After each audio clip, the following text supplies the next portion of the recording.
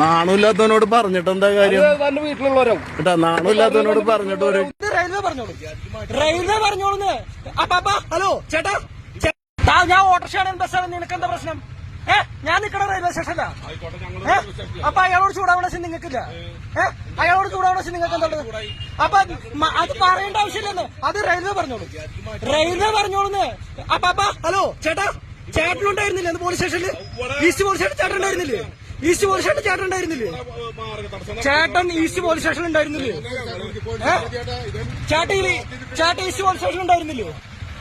നിങ്ങൾ പോലീസുകാരെ വിളിക്കും. പോലീസുകാർ വരട്ടെ. മാർഗദർശനം ഉണ്ടാക്കിയത് ചോദിക്കേണ്ട റെയിൽവേ ആണ്. ചേട്ടനല്ലേ ഉണ്ടായിരുന്നു ഈസ്റ്റ് പോലീസ് സ്റ്റേഷനിൽ? ചേട്ടന് 2 വാണിംഗ് കിട്ടിയതല്ലേ, മറക്കരുത്. ചേട്ടന് 2 വാണിംഗ് കിട്ടാം. ഞാൻ മുമ്പിലേക്ക് സിഐയുടെ മുമ്പിൽ ഞാൻ ഉണ്ടായിരുന്നു, കേട്ടില്ലേ? അതുകൊണ്ട് ചേട്ടൻ ധൈര്യമായിട്ട് വീഡിയോ എടുത്തോ. അയാൾ ഇവിടെ തന്നെ വീഡിയോ എടുക്കും. അയാൾ വണ്ടി എടുത്തില്ലെങ്കിൽ മാർഗദർശ പോലീസ് ഏൽപ്പിച്ചോളും. റെയിൽവേ അന്വേഷിച്ചോളും. നാട്ടാരന്വേഷിക്കണ്ട. അത് റെയിൽവേ അന്വേഷിച്ചോളും. നാട്ടാരന്വേഷിക്കണ്ട. അത് നീ ചേട്ടൻ മാറിപ്പോ. എന്റെ മുമ്പിൽ നിന്ന് മാറി നിൽക്ക്. എന്നാലേ പോകാൻ പറ്റുള്ളൂ. നിങ്ങൾ എന്റെ മുമ്പിൽ കിടക്കാൻ ഞാൻ ഇതിൽ കൂടെ പോവാ പറ്റില്ല.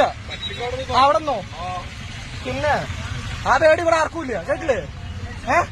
നിങ്ങൾ ഗുണ്ടായിസൊന്നും കാണിക്കേണ്ടതാ. ഈ കാരണവർക്ക് 3 പ്രാവശ്യം കിട്ടിയതാണ് ഫൈൻ. അല്ല, ഫൈനല്ല, താക്കീത്. നിങ്ങളുടെ മുഖം കൃത്യമായിട്ട്. ഓക്കെ.